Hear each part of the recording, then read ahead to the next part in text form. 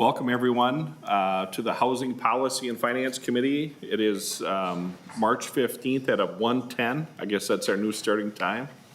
Apologize for the delay. We have Senate File 3259 in front of us today. Just to give everybody an update, we do have a DE. We will accept that, vote on that DE, accept it, go through the DE with council, and then we have 20 testifiers. It's a long day. A lot of people will need to be timely. I think Joel has instructed all the testifiers on your time limits. Please keep to them. And we'll get through it. And then for the members, we will not take action on it today. We'll wait till Thursday, just so we have plenty of time to discuss the bill in front of us. So I appreciate everybody being here and willing to testify in person and on Zoom. So I'm going to hand the gavel over to Senator Duckworth to chair the committee.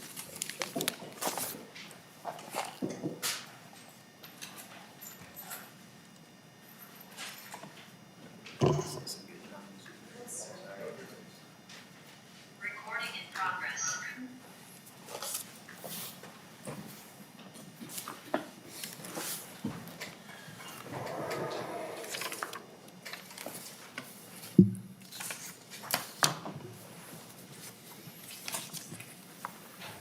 Bear with me, folks. I'm getting the Zoom squared away here. There we go.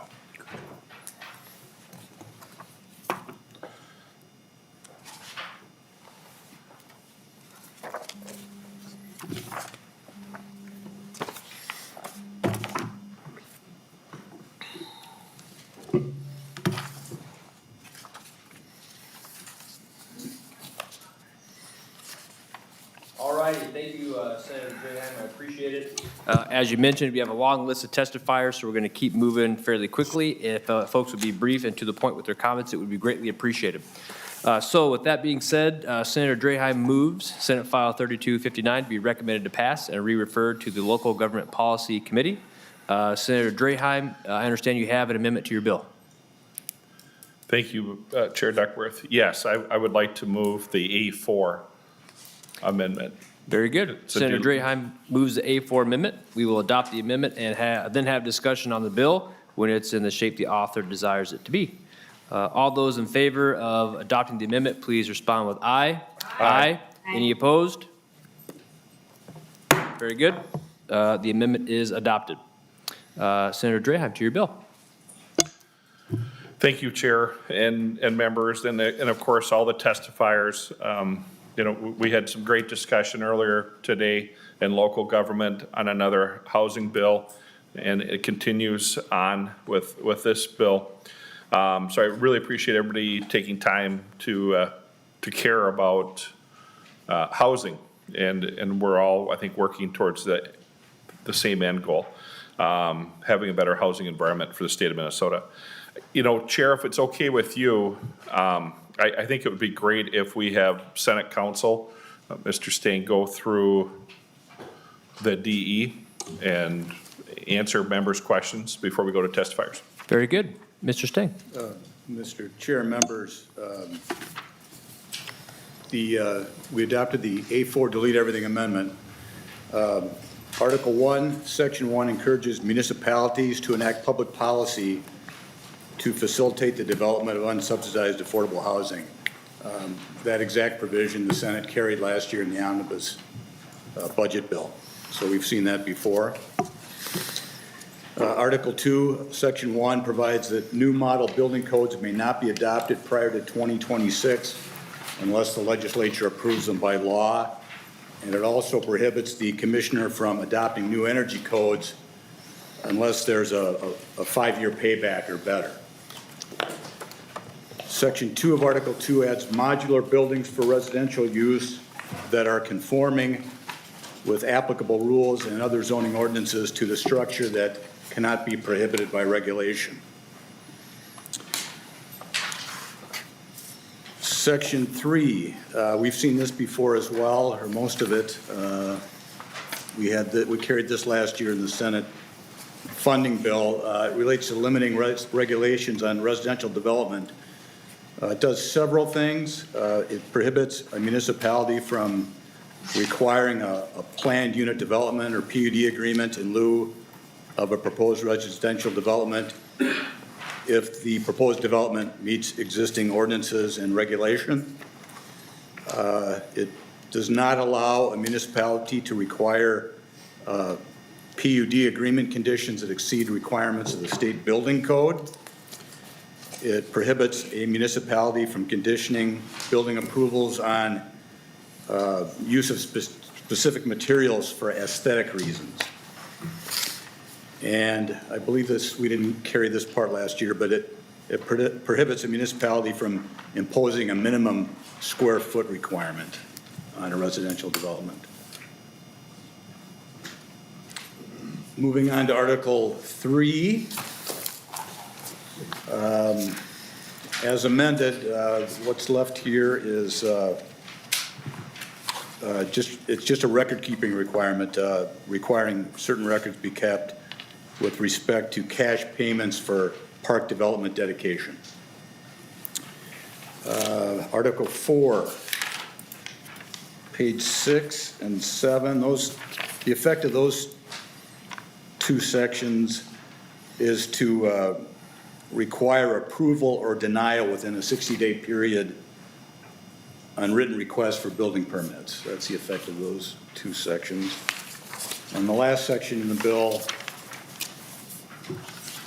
on page 8 is a requirement that the Commissioner of Labor and Industry establish a cost per square foot valuation for certain defined new residential properties for the purposes of setting building permit fees.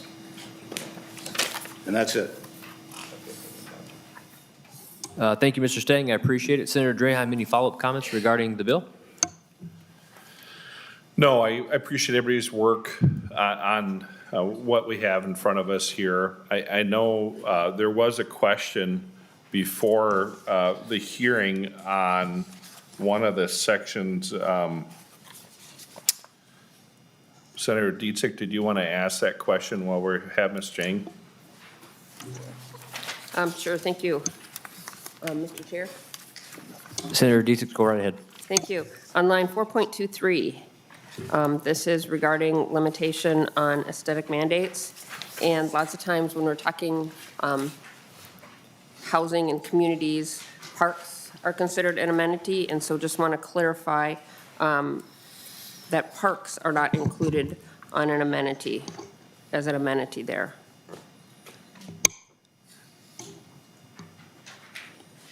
I'm sorry, Senator Dietzig, I didn't. On line 4.23, 230, right?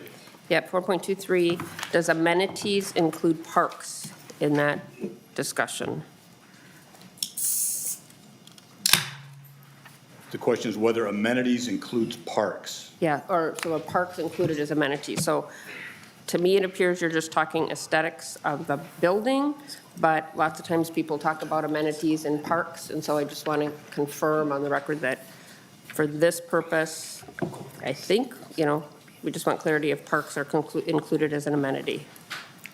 I'm not sure. This is language we carried last year. Right. I think amenities are generally viewed as a physical amenity, like a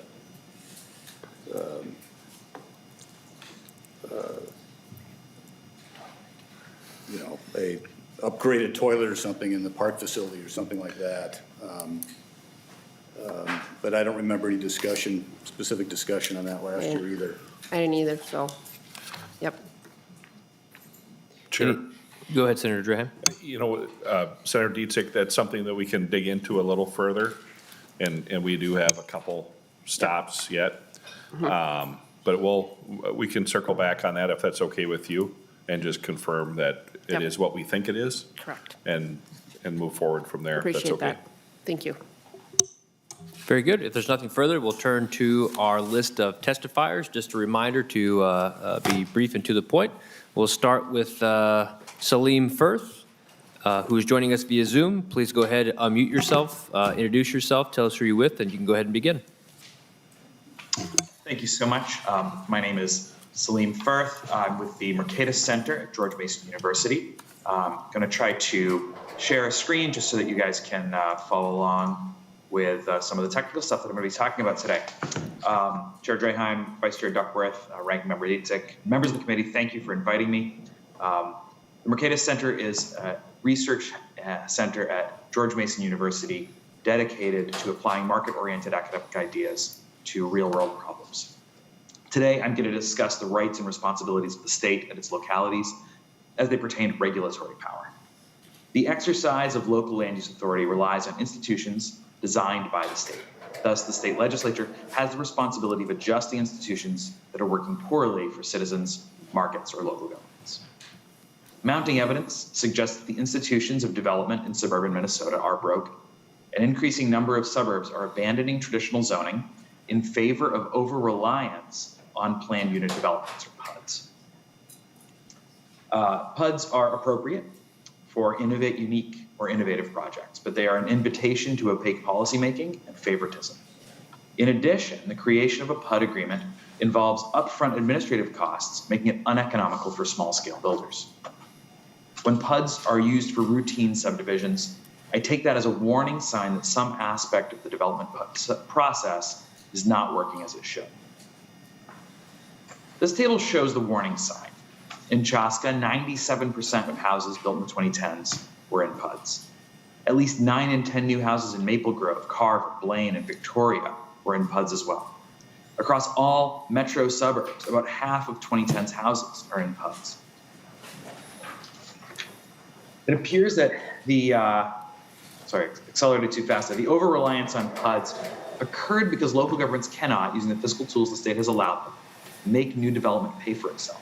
Instead, localities impose uneconomical zoning to force builders into PUD negotiations.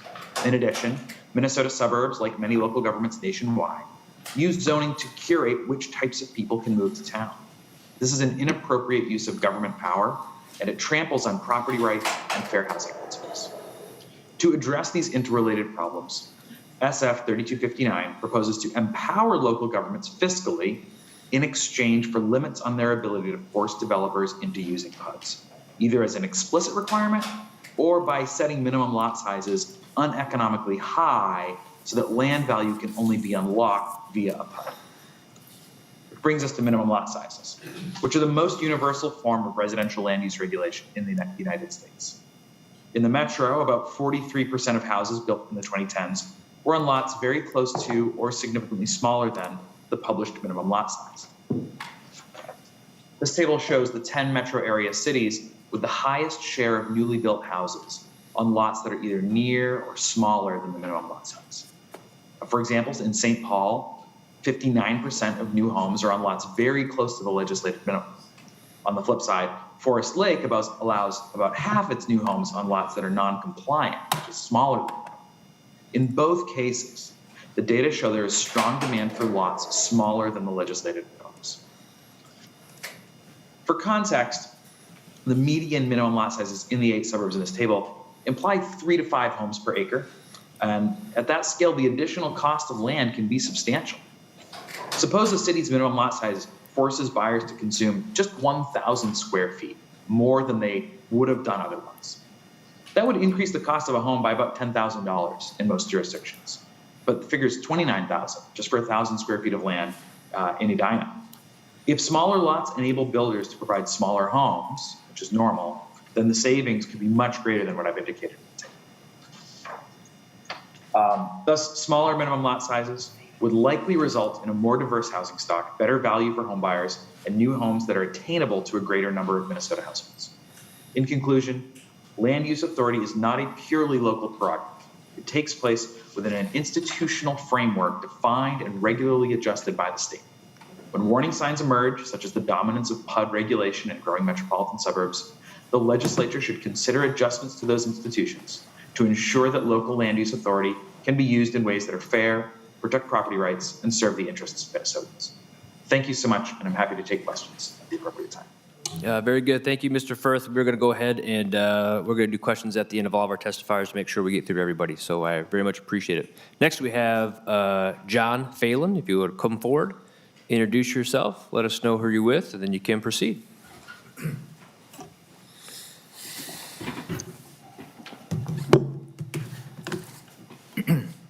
Good afternoon, everybody. My name's John Phelan. I'm an economist with the Centre for the American Experiment. We're a think tank based in the Twin Cities, and I'm here to speak in support of this bill. There's broad agreement that we have an affordable housing crisis in Minnesota, and especially in the Twin Cities. In 2017, the Pioneer Press reported that outside coastal states like New York and California, the Twin Cities ranked top for housing costs and among the nation's 20 largest metro areas. Twin Cities residents paid an average of 26% more than neighbouring states. This should be a cause of concern to political conservatives, libertarians, small government, free market types, call them what they want. All generally share a belief that, with honest, productive work, a person should be able to get on and provide a decent life for themselves and their family. A good place to live is an important part of that, but it's beyond the reach of far too many people in this state. It is especially important for these people to address the affordable housing shortage because they have the solutions. A price is not a problem so much as an indicator of a problem. A high price, which is how our affordable housing crisis manifests itself, acts like a big flashing light, screaming to us that demand is high relative to supply. The price is the symptom of the illness. The illness is this mismatch. To deal with this affordable housing crisis, it is this mismatch, the underlying illness, that needs to be treated, not the symptom of high prices. Attempt to treat the symptom without treating the underlying illness, such as St. Paul's disastrous rent control policy or proposals to pump more money into the housing market by subsidising buyers and tenants, will only make the problem worse. To treat the illness, we need to figure out what is causing it. The Pioneer Press put this question to 60 government officials, builders, realtors, housing and energy lobbyists and home buyers. The leading answers were regulations, including energy-saving rules and safety codes, which are tougher and costlier than in surrounding states, the cost of metro area land, which is elevated by centralised planning, larger mandated lot sizes and a public resistance to development, and an increasing use of city fees tucked into the price of a new house, which can add tens of thousands of dollars. A 2019 study by Housing First found that municipal fees and regulations in the Twin Cities account for up to 1/3 of the cost of a new house here, so that an average home in Lake Elmo will cost $47,000 less in Hudson, Wisconsin, and that a new home in the Twin Cities costs as much as $82,000 more than a similar home built by the same builder in the southwestern Chicago suburbs. If regulations is too vague, Paul Hewer, a developer and former city engineer, offered concrete examples in the Star Tribune last year. Quote, requiring stone on the fronts of starter homes, having 5 or 6 wetland experts meet on site to verify that wetland boundaries are correct, navigating through duplicative stormwater reviews from both cities and watershed districts, and completing environmental assessment worksheets for modest-sized neighbourhoods, end quote. In short, affordable housing is rare here because state and local governments effectively make it illegal to build it. This bill offers a way forward. While it clearly leaves a long way to go, it is a definite step in the right direction. It tackles the illness, not the symptom, and will bring the American dream of home ownership closer to many Minnesotans. That is something Conservatives should be able to get behind. Thank you very much. Thank you, Mr. Phelan. Next, we have Luke Bell joining us via Zoom. Please feel free to unmute yourself, introduce yourself, and let us know who you're with. Thank you. Appreciate it, Senator. Hopefully you can hear me. I appreciate the opportunity to testify today. Really want to thank the sponsors for putting together this very important legislation. I'm going to be very brief. I have written testimony that's been filed with the committee that contains more of our research on this subject. We have done a great deal of research on this subject. I'll be going through just a few pieces of that research to spotlight the problem. Just know, for brevity's sake, I'm going to continue to say Minneapolis-St. Paul metro area, but what that really means is the entire 13-county MSA. The reason we focus on research at the MSA level is we have a great deal more data as it relates to MSAs compared to statewide data.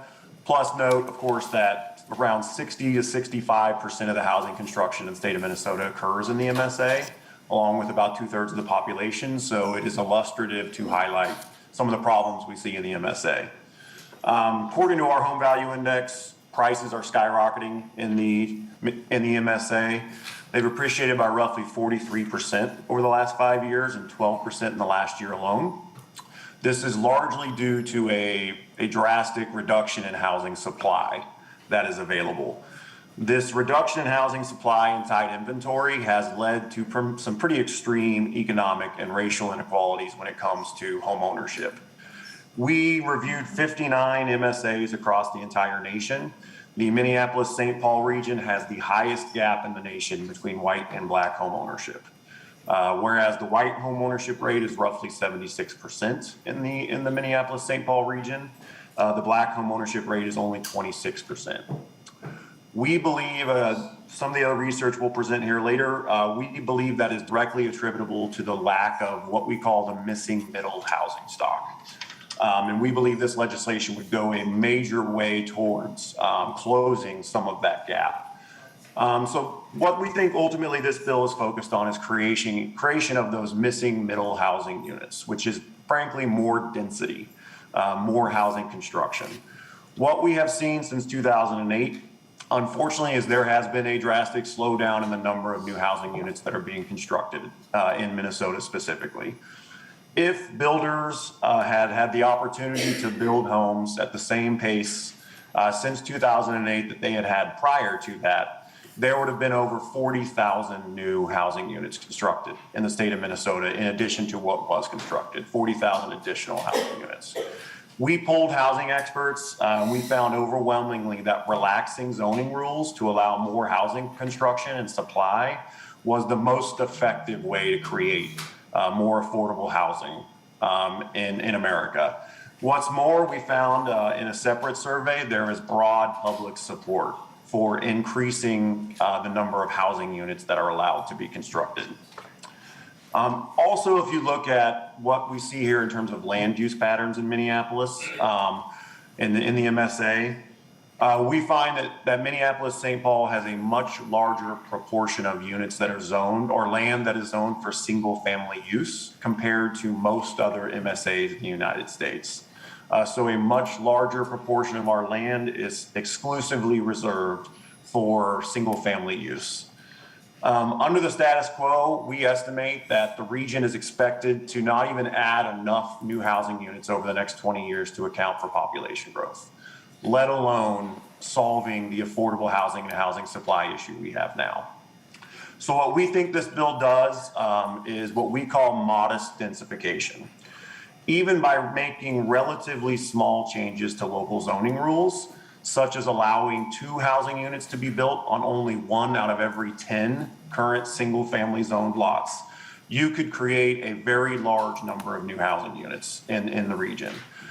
Just by doing that, you could add over 115,000 additional new housing units over the next 20 years, which is a 30% improvement over the status quo. If you allowed 4 housing units to be built on just 10% of the current single-family zoned lots, you would create another 345,000 new housing units over the status quo, which would be a 91% improvement. Just doing this, just changing the zoning of 10% of current single-family zoned lots, we don't think would have a huge impact on the character of neighborhoods, would drastically change how cities and towns feel, but it would create a very large number of these what we call missing middle units in 2 to 4 unit buildings. The research shows this would be a major step towards addressing housing inequity. It would be a major step towards addressing housing affordability, and we commend the sponsors of the bill for bringing forward these very important ideas. Wanted to be brief. The rest of the research and testimony is contained in the committee's materials. I appreciate the opportunity to testify, and I'd be more than happy to stand for questions at the appropriate time. Thank you. Thank you, Mr. Bell. I appreciate that. And Senator Draheim, I apologize, but I'm going to have to step out and go present a bill myself. So I'm going to introduce or call up the next testifier, and then as I step out, we'll transition to Senator Rosen, and she'll take the meeting from here. So with that being said, I'd like to invite David Siegel forward. If you wouldn't mind coming on up, introducing yourself, letting us know who you're with. Appreciate it.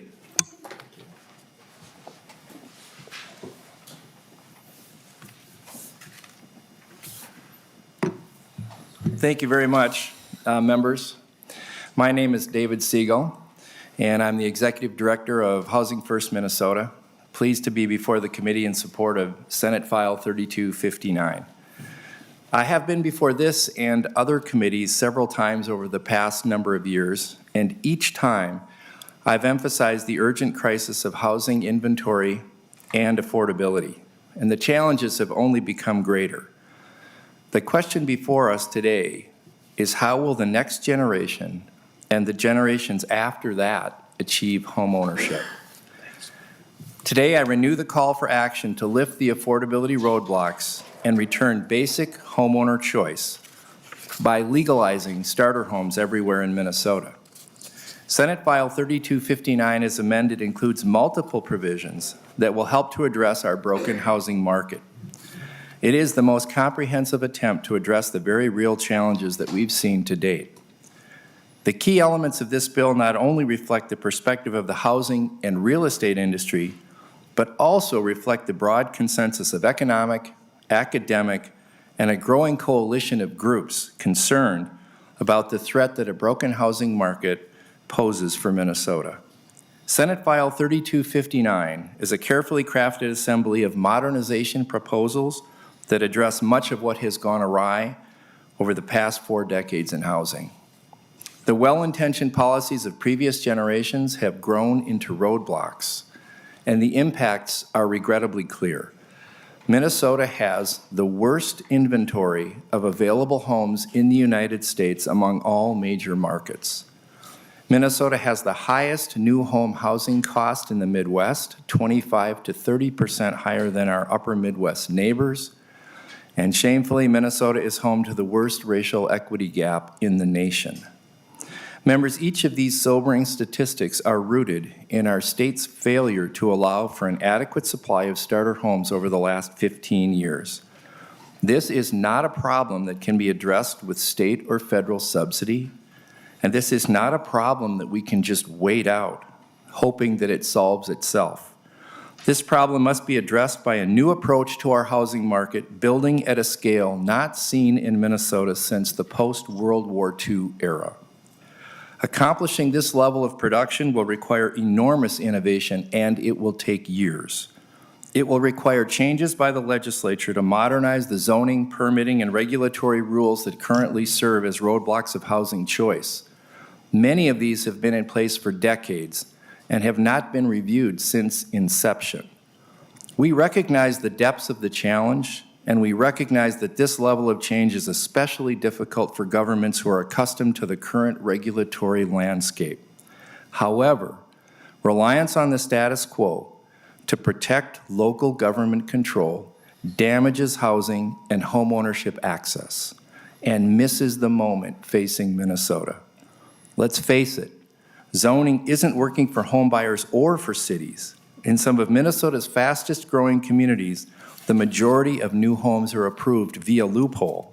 For some cities, between 75 and 97% of homes are approved via PUD variance. Local government control isn't working as intended, and it's past time to change this broken process. The critical lack of housing inventory has already created massive increases in housing prices and has severely narrowed who can become a homeowner in Minnesota. Without bold leadership by the legislature, this problem will assuredly worsen. Thank you for allowing me the opportunity to testify today. Thank you, Mr. Siegel. Next, we have Mr. Peter Coyle from Housing First, Minnesota.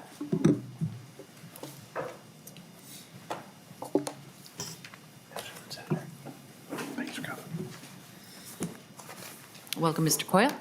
Thank you, Madam Chair, members of the committee. Good afternoon. My name is Peter Coyle. I'm a lawyer lobbyist with Larkin Hoffman. I've represented Housing First here at the state capitol on legislative policy matters for close to 20 years. In addition, I'm a 30-plus year land use lawyer in my private law practice. And in the course of representing clients, I encounter every stripe of development issue that you could imagine. From the traditional side yard setback variance type problem to the spite fence type problem to the challenge of trying to master plan multiple hundreds of acres of land into a community that the city would like to see happen, and the developer and the builder, and ultimately is that there's been a substantial shift in the way in which housing is produced in Minnesota. And by that I mean, whereas previously there was a very great reliance among cities for those clients I worked with to use what I would call straight zoning. They would establish which parts of the city could allow for single-family housing, which parts of the city would allow for multifamily, where could you pursue industrial, where could you pursue commercial, And those standards were supported by lot requirements of one form and another, and it was predictable and it was reliable. But about 15 years ago, it got to be popular to require developers and builders to use what are called planned unit developments. And there's law review articles written about this, so I'm not making this up. You can find it if you want. And the impetus for this approach was it gave the cities an argument that now they were negotiating kind of in a free market realm with builders and developers and home buyers that would give the city extra authority outside of what their zoning code might allow and outside of what state law would permit, that gave them the ability to demand concessions out of the builder and the developer that, in our opinion, in my opinion, are not authorized and are not authorized. And that practice continues today. If there was one thing that I could fix today, it would be to adopt the proposal by Senator Draheim that would eliminate the ability of cities to mandate the use of planned unit developments on developers seeking new housing projects, because it puts an unfair advantage on the local unit of government, which is the regulator. It's not an open market, fair market transaction between the developer and the city. The city gets to say yes or no at the end of the day. And what I see happen too many times in my own law practice is the city puts unfair burdens on the developer. But because the market exigency of getting their project approved and getting it to market compels them to accept those concessions in order to get a project approved that they then have to try to sell to their customers. All of those added costs that are part of that PUD, quote, negotiation are passed on to the consumer. It's not like they're absorbed by the developer or the landowner, because at the end of the day, their projects have to be profitable too. But that means that the consumer has to pay for that extra cost. And by that extra cost, I mean the staffing rates that cities impose on developers, the additional land areas that cities impose on builders and developers, the requirement of extraordinary exterior finish materials than what the building code would ordinarily require, whether it be stone or certain types of siding products or fake chimneys that give the house a better look in the mind of somebody, not necessarily the customer. All of these things add to the cost of a house. And in my opinion, they're inappropriate. So by taking out the PUD authority as a mandatory requirement, which many cities impose today, that will be an enormous step forward, and I applaud Senator Draheim for bringing that proposal forward. Closely related to it, and I've touched on it already, is the increased use of cities of aesthetic standard controls so that they can get a vision of their community that meets with somebody's subjective desires based on holding an election certificate or, I guess, a planning certificate. And that goes so far as dictating colors for the exterior of houses, dictating the roof pitch of the design of the house, dictating the amount of glass that has to be in the house, dictating the amount of square footage that's supporting things like garages. All of these add costs to the house. They're not just freebies. If you go from a certain type of siding to a more expensive type of siding, that can add thousands of dollars to the cost of that home, and then that translates to that mortgage cost carried out over 30 years. And it takes a lot of customers, frankly, out of the marketplace as a result of that. So my second comment for the committee is I want to applaud Senator Draheim's inclusion of that aesthetic restriction, because I think it's unnecessary and I think it works against the goal of trying to provide more housing that's available to more Minnesotans and is affordable to those Minnesotans. Let me be clear, that one change doesn't have anything to do with modifying the state building code. This bill is not proposing that the state building code be diminished, that we weaken it, that we lessen the very restrictive standards that Minnesota has. We support those, and we work very hard to make sure that they are consistent with what Minnesota's geography, our climate, and what our customers require. So with that, Madam Chair, thank you very much for the opportunity to speak to the committee today. I'm happy to respond to questions if you have any for me, and I want to thank Senator Draheim for bringing this bill forward. Thank you very much. Thank you, Mr. Coyle. Again, we'll have questions at the end. Mr. Tony Weiner from the project manager, Cardinal Realty.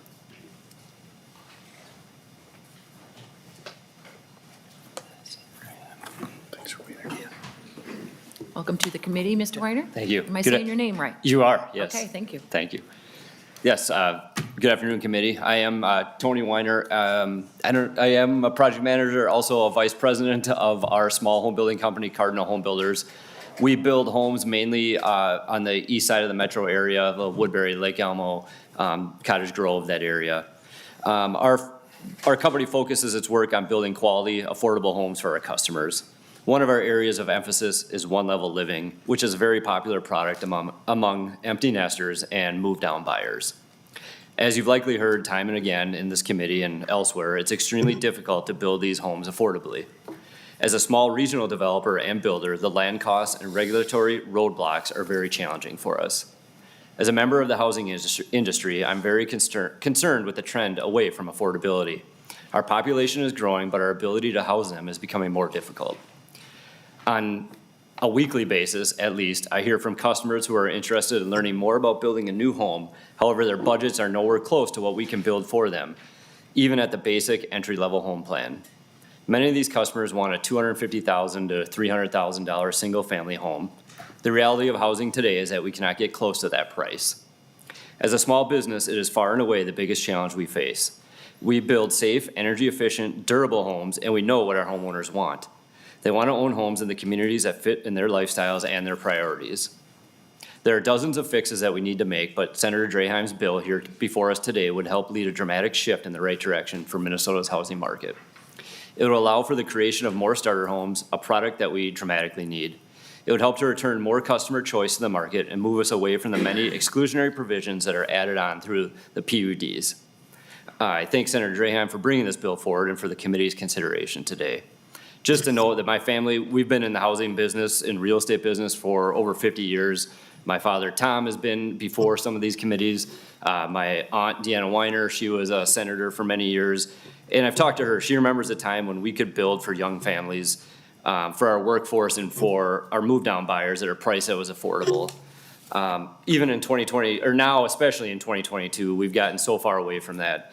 Even with the rising interest rates, they're still very low, and it's just keeping us busy at this point, but we are concerned that that could change at any moment. Today, our requirements, our zoning rules, our land costs, lot sizes, park fees, engineering requirements, they just don't allow for the simplicity that we used to take for granted that allowed our state to grow and flourish. I'd also like to say that with the lowered costs, and as you heard Pete Coyle say that, we do pass those costs along to the buyers, and I think a lot of people are worried builders are just gonna take those costs that we save here today or in the future and pocket those, but we're not. We're looking to pass those savings along to the homeowners because it's gonna open up a market, a whole another market for us to build for. We should be able to build safe, sustainable neighborhoods that are also affordable. We just have to reimagine a new and better way.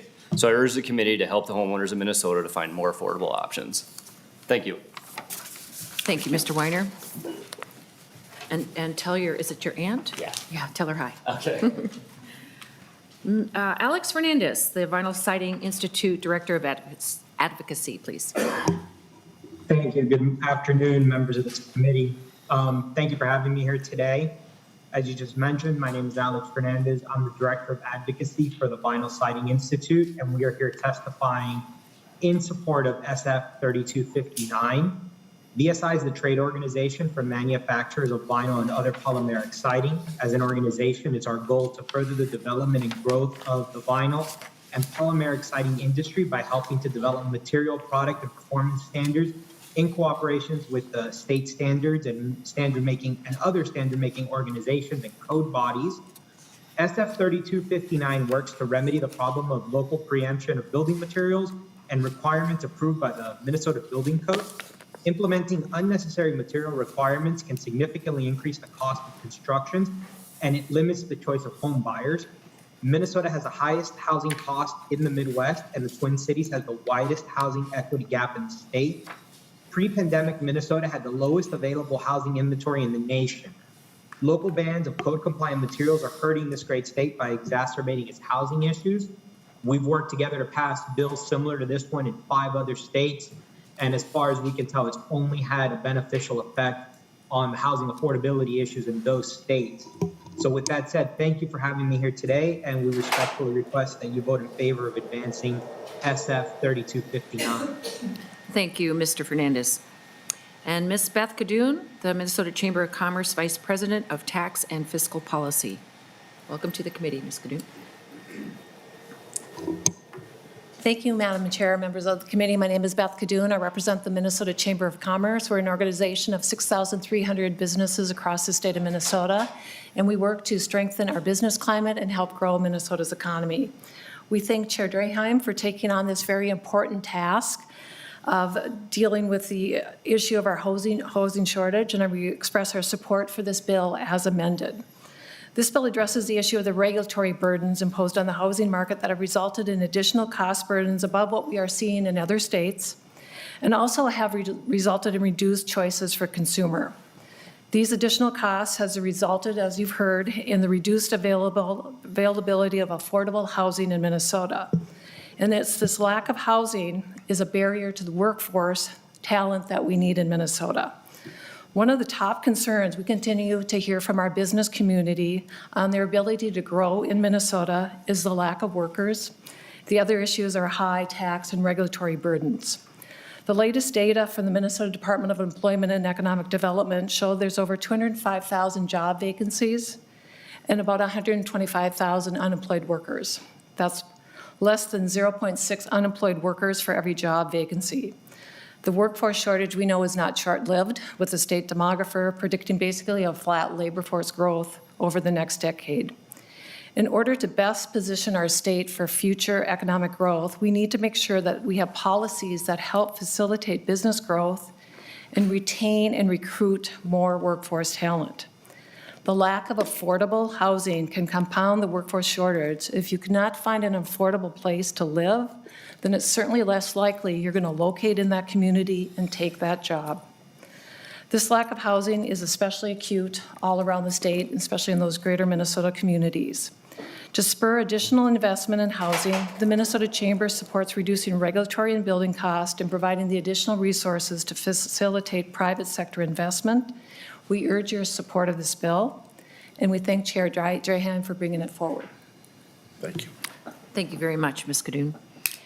And Mr. Paul Ager, Minnesota Realtor Senior Vice President of Governmental Affairs.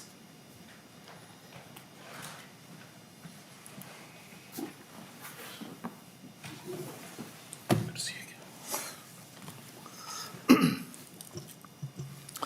Madam Chair, members of the committee, my name is Paul Ager, Senior Vice President of Governmental Affairs for the Minnesota Realtors Association. We're a trade association with approximately 21,000 real estate professionals working with buyers and sellers all around the state.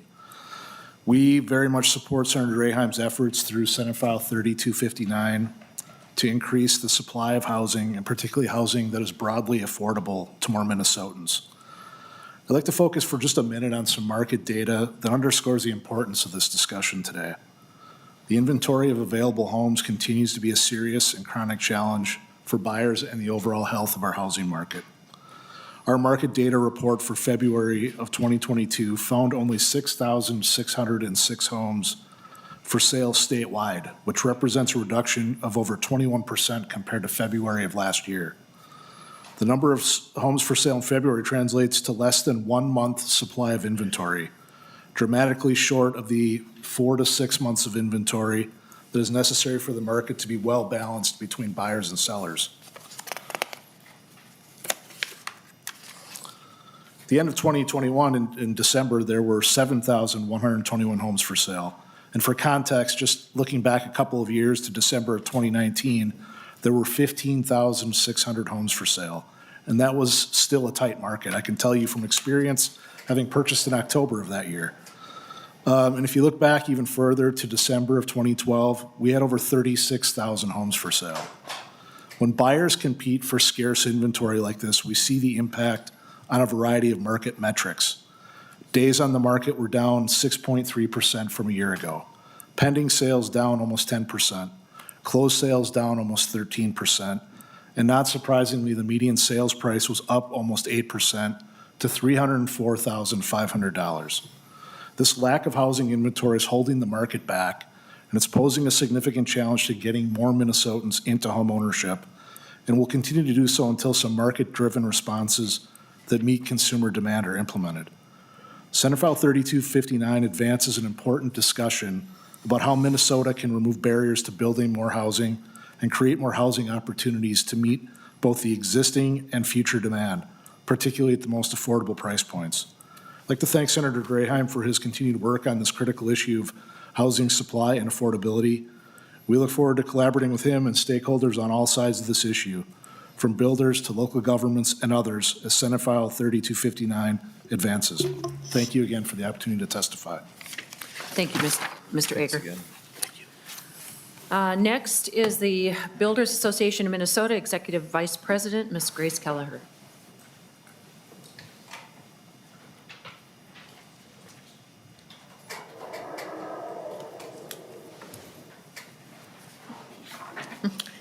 Madam Chair.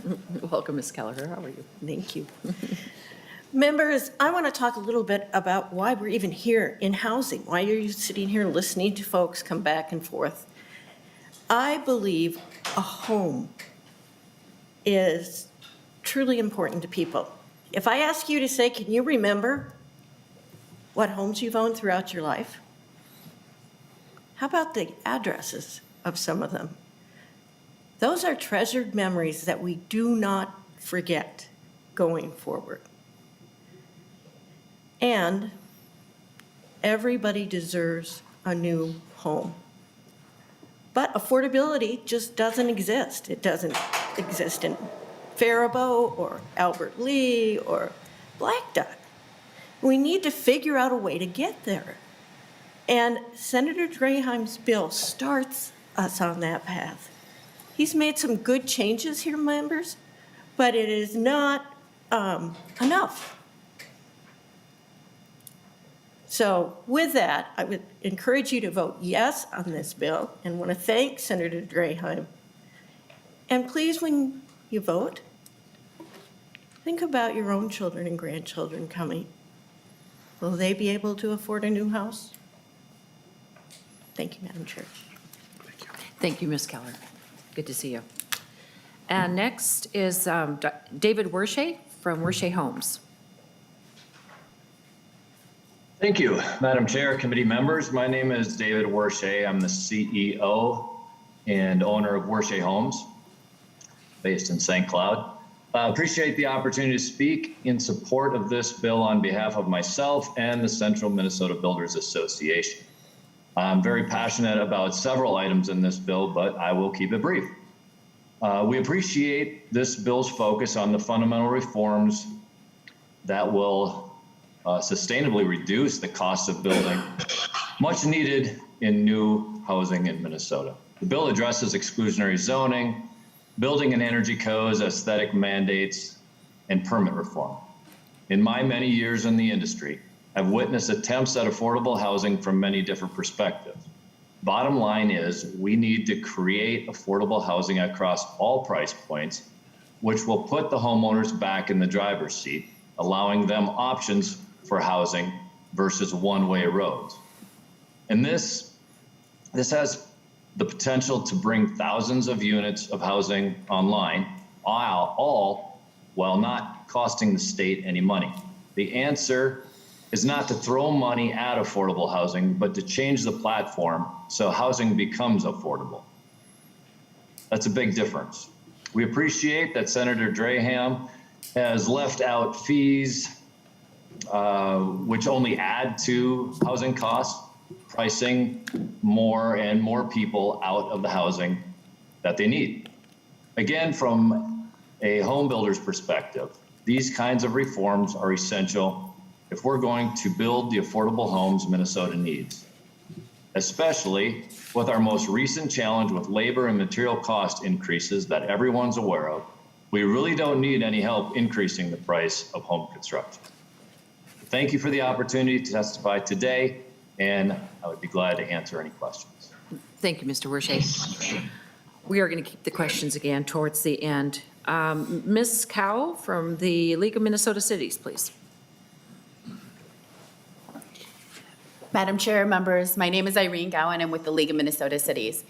As many of you know, the League is a membership organization for cities across the entire state of Minnesota, and so I want to focus on that statewide focus today.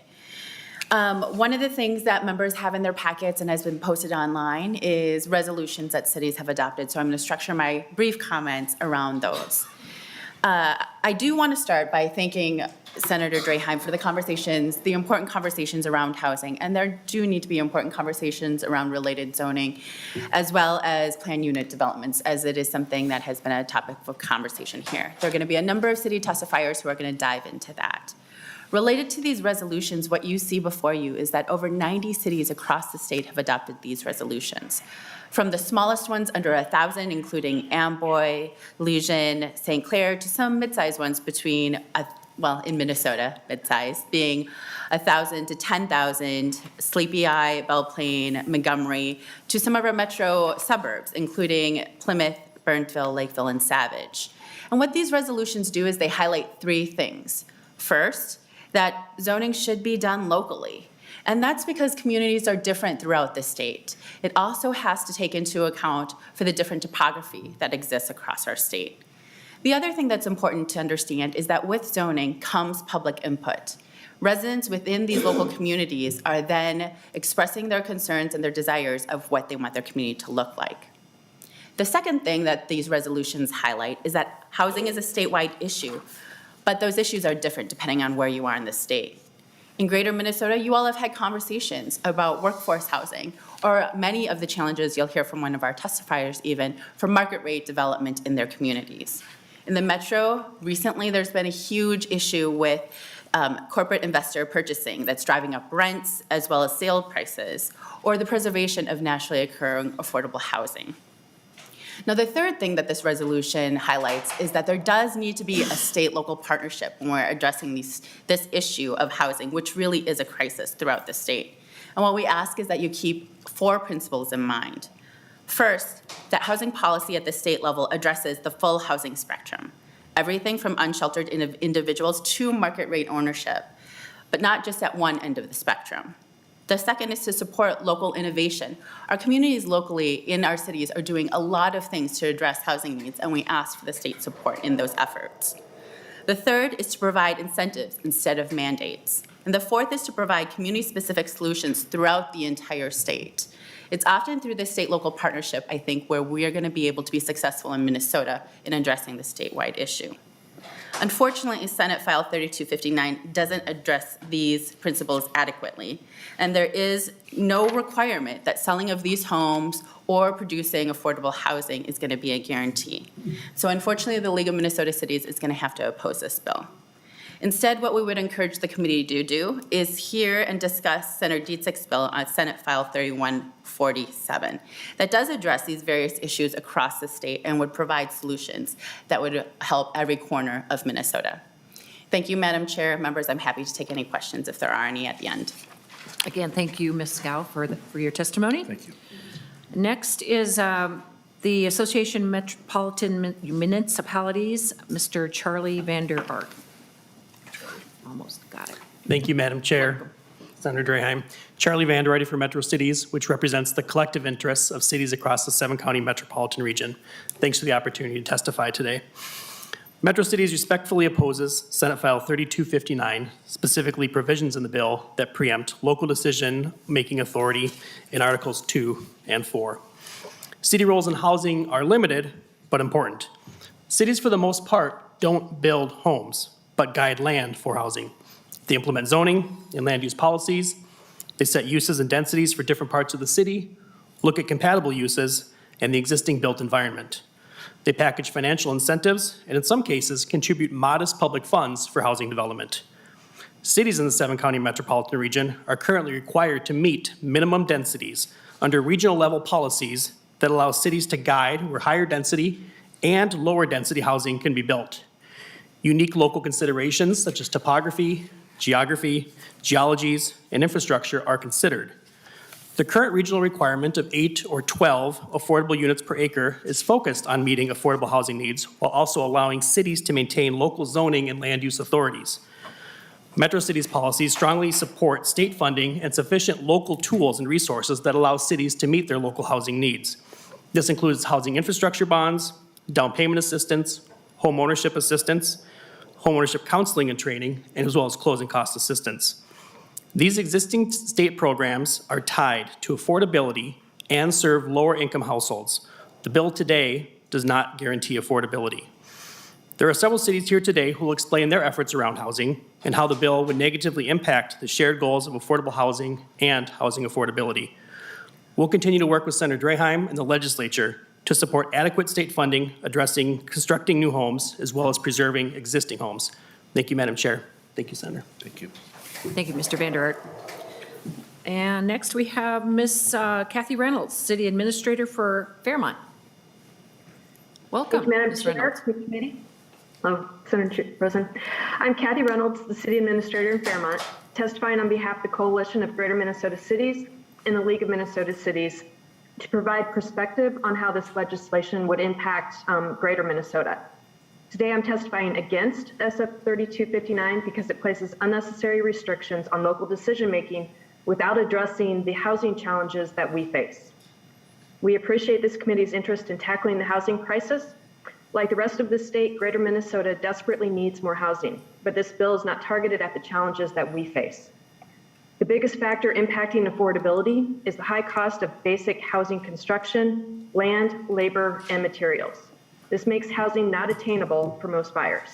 Fairmont just completed a request for proposals for a developer to build homes on 8 EDA-owned lots, where the city has put in all of the infrastructure in an attempt to bring a developer to Fairmont. We received one incomplete proposal. This is the hurdle we face in Greater Minnesota.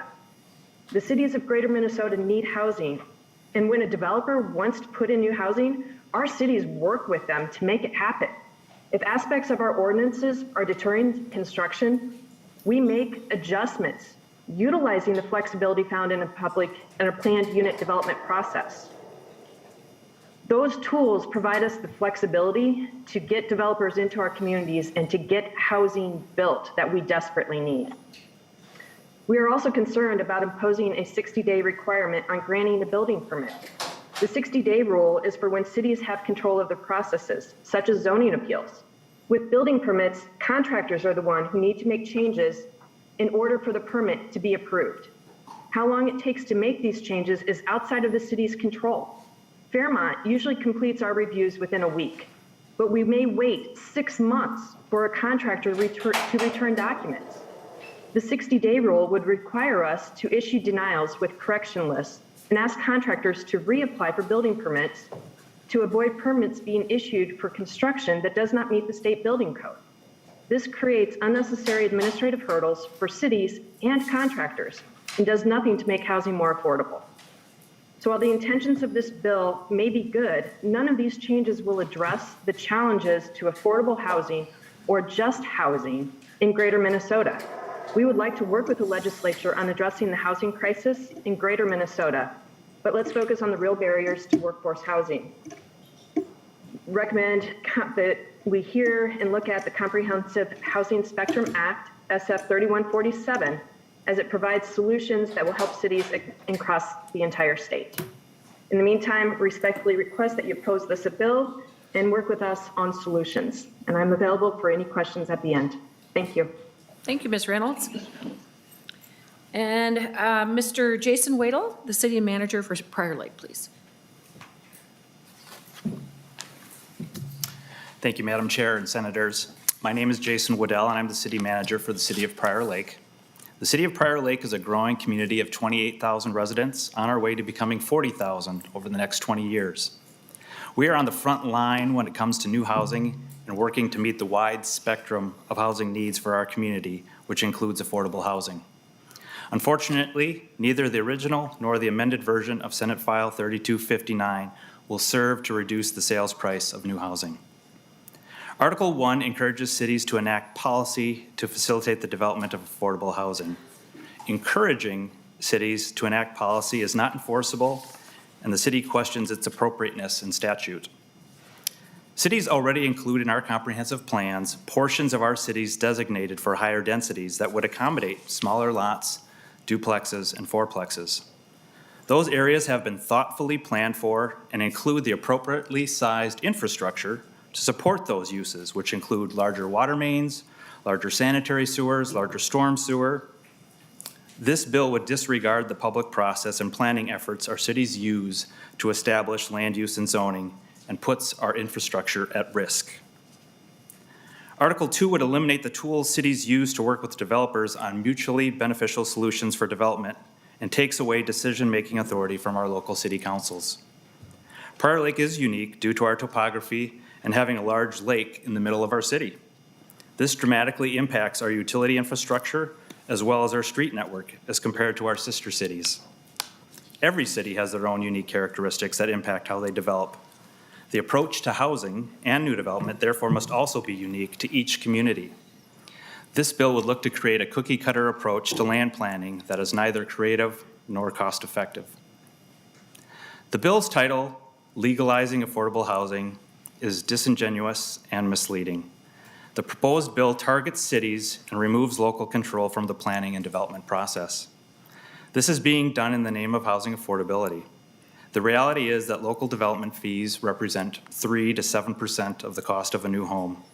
The real cost drivers for housing are land, labor, and lumber.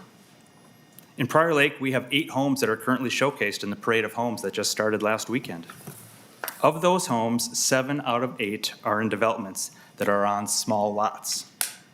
The least expensive home in the parade, $580,000, and the range goes all the way up to $1.3 million. The small lots did nothing towards the goal of creating more affordable housing.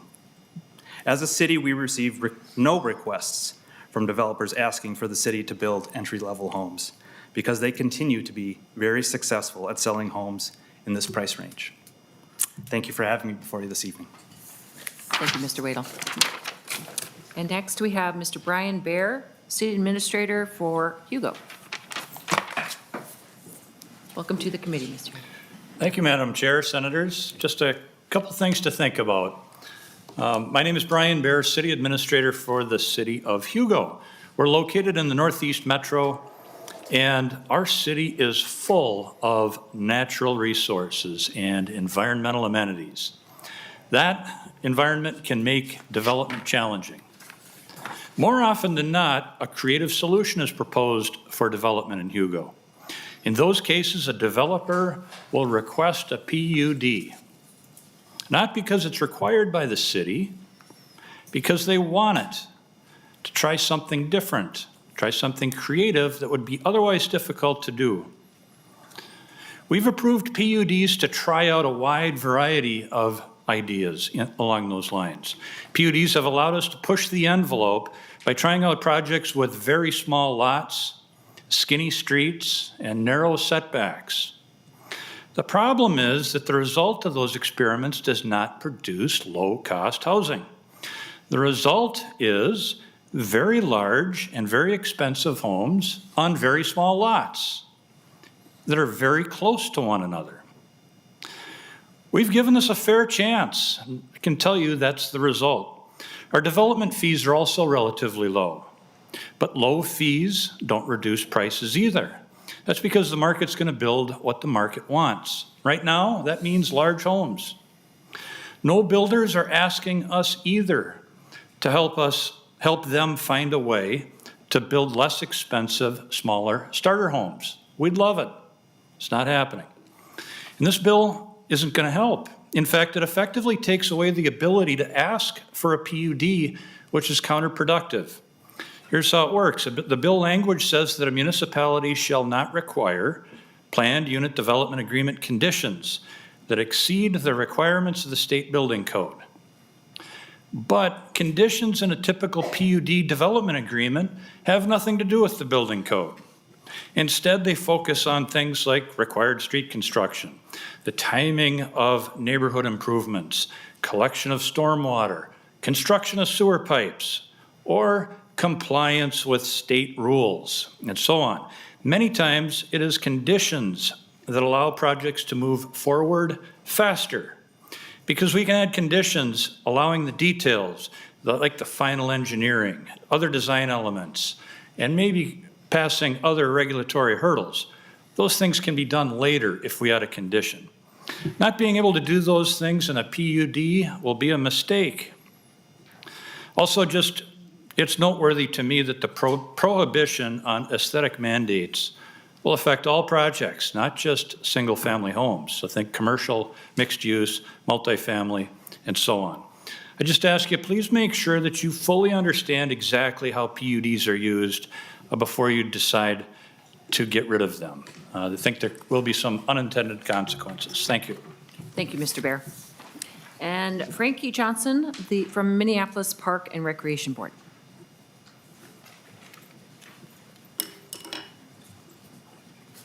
Welcome to the committee, Ms. Johnson. Thank you. Good afternoon, Bill Author Draheim, Chair Rosen, and members of the committee, and thank you for the opportunity to testify on SF 3259. My name is Frankie Johnson with the law firm of Rice, Walther, and Mosley, and I am testifying today on behalf of the Minneapolis Park and Recreation Board. The Minneapolis Park and Recreation Board was initially concerned with the previously released A2 Authors Amendment and the language included in Article 3, Section 1, Minnesota Statutes 462.358, Subdivision B of the A2 Amendment, concerning language limiting park dedication fees to 5% of the fair market value of the subdivision.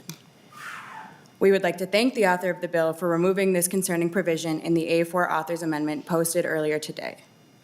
Currently, the City of Minneapolis and the Minneapolis Park and Recreation Board have a joint parkland dedication ordinance that applies a contribution of land or a fee to new development as a tool in creating and improving parks in the city. This joint ordinance has been in effect since January 1 of 2014 and is governed by MnStat 462.358 Subdivision 2B. This ordinance sets the park dedication fee to as much as 10% of the land area being developed. This 10% limit to park dedication fees has served the Minneapolis Park and Recreation Board and the City of Minneapolis well for the past 8 years.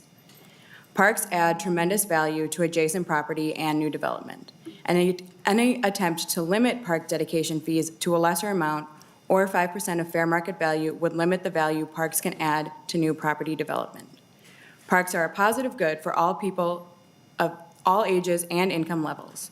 Maintaining an allowance of a 10% dedication fee for all public streets, roads, infrastructure, and parks will ensure that parks continue to be created in areas of new development. A lesser or 5% limit on park dedication fees would have an even more drastic effect on suburban communities that are in the process of developing their first generation of parks. If these communities do not set parks aside now, they never will. The Minneapolis Park and Recreation Board would again like to thank the bill author for removing the language limiting park dedication fees to 5% from the bill. We would like to see this language remain excluded in any future iterations of the bill. Thank you for your time and the ability to testify today. Thank you. Thank you, Ms. Johnson. And Jamie Fritzke, the Director of Legislative Affairs from the Center of Energy and Environment.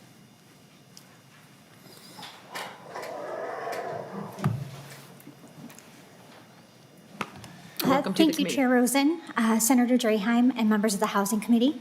I'm Jamie Fitzke, Director of Legislative Affairs for the Center for Energy and Environment, better known as CEE. We are a Twin Cities-based nonprofit with more than 40 years of energy efficiency experience in research and development, education, implementation, and policy. CEE supports policies that advance energy efficiency and foster innovative technology development and deployment to help Minnesotans save energy, save money, reduce carbon emissions, and create high-quality jobs. I am testifying today respectfully in opposition to Senate File 3259, specifically to Article 2, Subdivision 1, which covers the adoption of codes. Delaying codes adoption until 2026 is detrimental and costly to Minnesotans. Our last energy code update was the IECC 2012, but those codes take about 2 years to be developed, which means our current energy codes reflect technology that was considered cost-effective and efficient in 2010. For some context, that's before the iPad came out, and not a single commercial LED light bulb existed yet because LED lighting was still in the research and development stage. Our current codes are outdated and reflect technologies and methodologies that now have superior and cost-effective options. Further delaying energy code adoption to 2026 isn't just delaying it by 4 years, but it's closer to a 16-year lag. Additionally, my colleagues and myself have followed the Department of Labor and Industry's Construction Codes Advisory Committee and previous Housing Committee hearings. Senator Draheim, I've heard you ask more than once from testifiers, what is the appropriate payback period for building materials or equipment changes brought on by energy codes? I've heard responses ranging from I'm unsure to 3 years to 30 years, and I've given this some serious thought. Building materials and technologies have a wide range of useful lifetimes.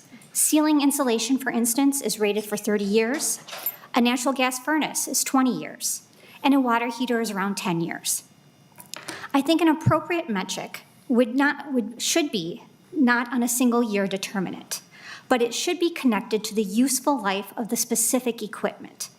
Holding building insulation, which is most cost-effective to install in the construction stage and critically important here in Minnesota's cold climate, the same payback period as lighting seems faulty and unlikely to keep overall housing costs affordable. Thank you for the opportunity to testify, and I ask members to consider removing or revising those provisions. Thank you. Thank you. Thank you, Ms. Fitzke.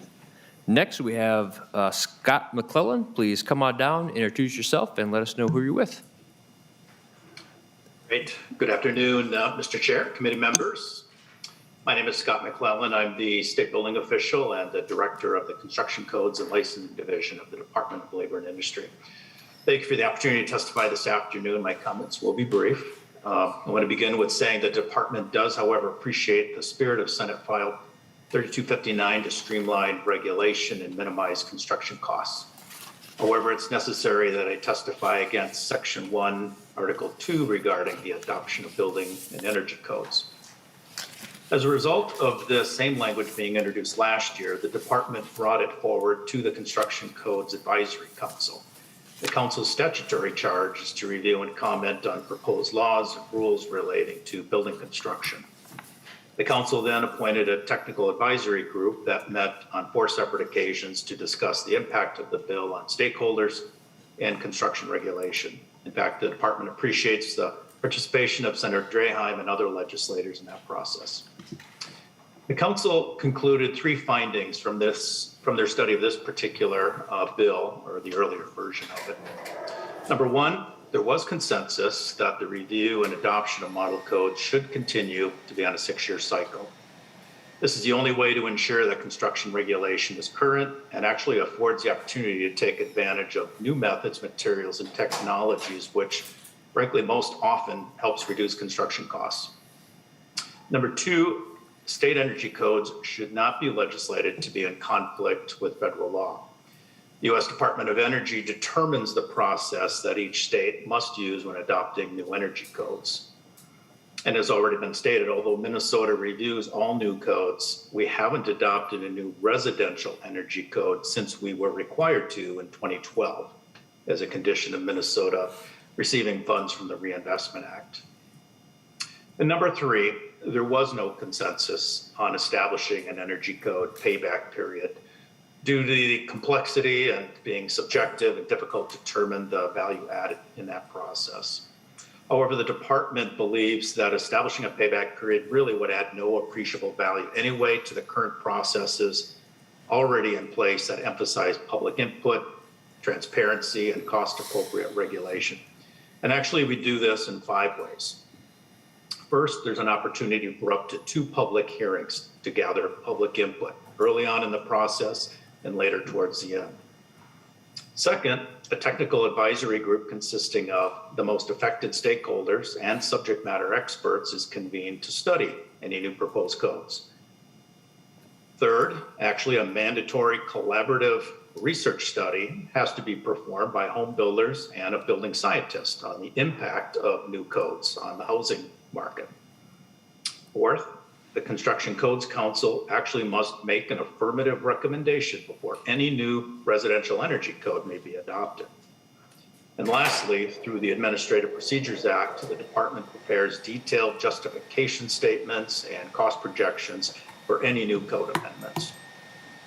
So in closing, the Department of Labor and Industry wants to reaffirm and support these findings of the Construction Codes Advisory Council. Thank you for your time this afternoon. Thank you, Mr. McClellan. Next, we have Simona Fisher. If you would come on down, please introduce yourself, let us know who you're with, and go ahead and begin.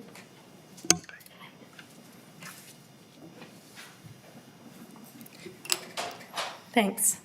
So good afternoon, Mr. Chair and members of the committee. My name is Simona Fisher, and I'm an architect and associate with MSR Design. I appreciate the opportunity to speak on behalf of AIA Minnesota and its 2,200 members in opposition to the Building and Energy Code changes made on pages 2 and 3 of the Delete All Amendment. We share the committee's desire to find solutions that create more affordable housing in all Minnesota communities, but we do not believe that the codes-related provisions in this bill will help us achieve that shared goal. In fact, reducing our ability to produce up-to-date, healthy, energy-efficient homes will make housing less affordable for Minnesotans in the long run. If our only goal is cheaper construction, and we don't pay attention to the cost to actually live in, work in, operate our buildings, we're ignoring the true impact on the very people we're trying to serve, Minnesota residents.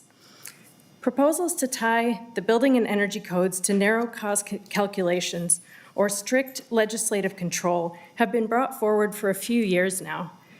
Proponents claim the code is a cost driver for housing construction, but the residential energy code has not been updated since 2015, when Minnesota adopted the 2012 model code. And the reason we've gone so long without an update is because cost is already statutorily required to be considered during the code's review process. In fact, the last time a model residential energy code update was reviewed, it was deemed to have too few efficiencies for the cost, and so the code was not updated. This is exactly how the code review process is meant to work. All stakeholders across the construction spectrum participate in the codes process: home builders, architects, engineers, et cetera. And while one industry's point of view may not always prevail in every code review, they all have a seat at the table and they're given a fair opportunity to voice opinions and concerns. It's important to understand that our code update process is not on autopilot. Model codes are reviewed using a Minnesota lens to determine what changes make sense for the particulars of our state. The codes process engages technical experts in a public rulemaking process and balances several critical factors, including cost, but does not make cost the sole determinant. And while a proposed code update doesn't, when a proposed code update doesn't work for Minnesota, the current process already allows for adjustment, as we saw with the proposed 2018 review of the residential energy code that did not move forward.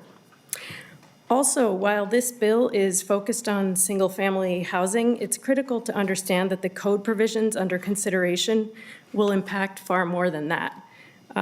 As written, the bill impacts all of Minnesota's building codes, including the commercial energy code. So every new structure built in Minnesota, whether residential or commercial, would be affected by these changes.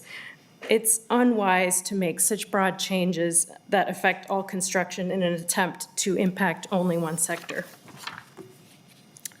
In December of 2021, I participated in the Department of Labor and Industry Technical Advisory Group comprised of home builders, designers, engineers, building officials, and municipalities, and we reviewed and discussed these code proposals.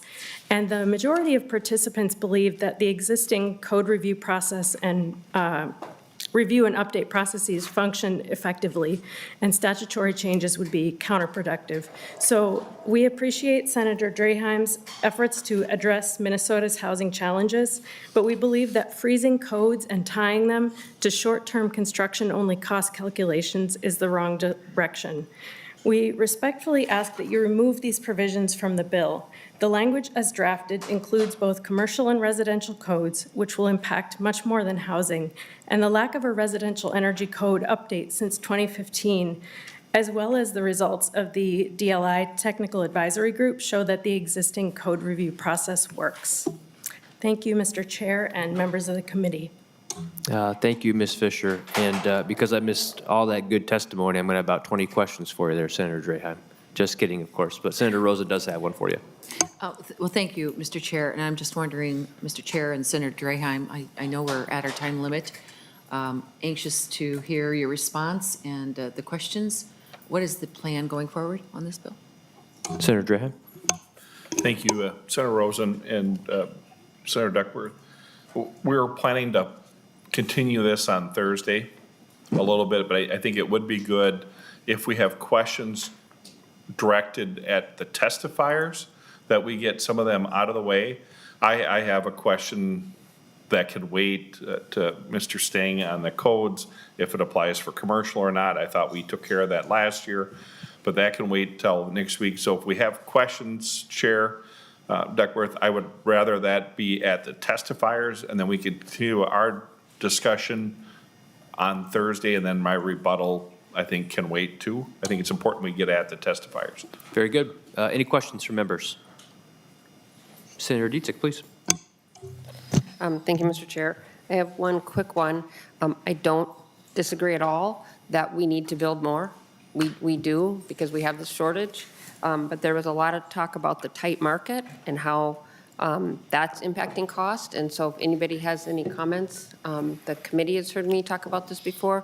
There are, in my neighborhood, there are single-family homes being torn down and coming up and building apartment buildings. So that's removing single-family ownership. But then there's also corporate entities buying up single-family homes that are pulling them off the market and renting them. And so how is that then impacting the cost of homes? Because that also is tightening the market. And so it's kind of, in my view, there's more than one thing going on here affecting the market. And so I don't know if there's actually an answer to anybody that has, but I just want to point that out there. At least in my neighborhoods, the amount of large corporations buying up some of these single-family homes are also impacting the market. And then I think that's it for now. Thank you. Thank you, Senator Dietzig. Senator Draheim, any comment in regard to that? Always have a lot of comments on housing. But I would ask if there's any testifiers that have any comments on to Senator Dietzig's question to come forward, and either on Zoom or in person. I personally do not disagree with Senator Dietzig. There are a lot of issues, of course, affecting the supply and demand. And one of the testifiers brought up the whole equilibrium of the housing ecosystem. They're all important.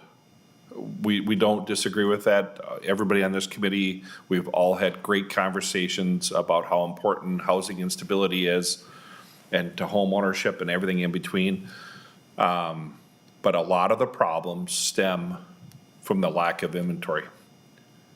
And that is what we're trying to get at here. We cannot buy our way out of this problem. We cannot afford as a state at $600,000 per unit to build 50,000 housing units.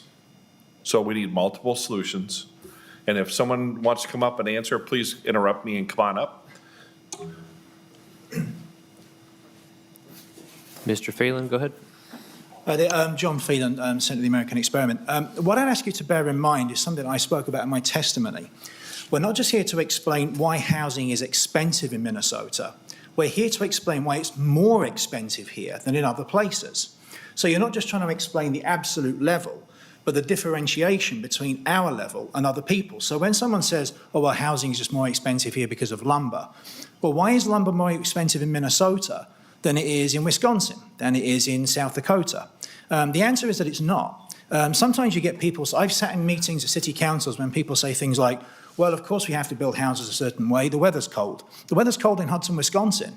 My brothers-in-law both live there. It's absolutely freezing. It's no colder there than it is in Lake Elmo. So always bear in mind that the question here is not the absolute level. House prices are high all over the country. What you're looking to explain is why the situation is particularly acute here. So when you talk about people coming in and, hedge funds or whatever, and people coming in and buying up properties, they're coming here for a reason. Are they going to Sioux Falls? Are they going to Des Moines or somewhere like that? If they're coming here disproportionately, ask yourself why that is. That's because they know there's a good return, and that's because they know the supply is constricted, and that will guarantee you a good return on that. But my key takeaway from this would be, remember, what you're trying to explain is not an overall high level of prices, you're trying to explain the differentiation, the difference in prices. Thank you. Thank you, Mr. Members, as the next testifier comes up, we do have this handout here that kind of shows the average price of the homes in the Midwest. So if you want to look at that, you sure can. Very good. Mr. Egger, please. Mr. Chair, Senator Dietzig, I think it's a good question. It's an important question. I think Senator Draheim got around to what I was going to say towards the end of his comments. that the inventory is so dramatically short of what's required that there's going to be an incentive to invest.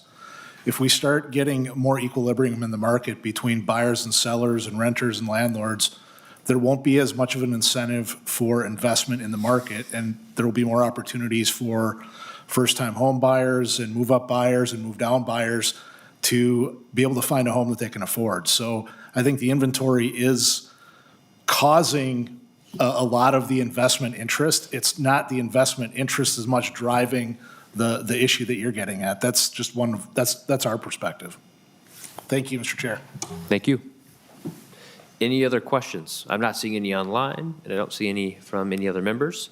So with that being said, Senator Draheim, do I understand you correctly that you intend to lay this bill on the table? That would be my wish, Chair. All right. Very good. Senator Draheim moves to lay Senate File 3259 on the table. All those in favor, please respond with aye. Aye. Any opposed? Motion prevails, and Senate File 3259 is laid over on the table. That concludes what we have listed on the agenda. Senator Draheim, any comments or announcements before we adjourn? No, members, will take this up on Thursday, finish our discussion on it, and then get to our bills that we have scheduled. So I appreciate everybody's patience once again. Very good. We are adjourned. Yep. Thank you.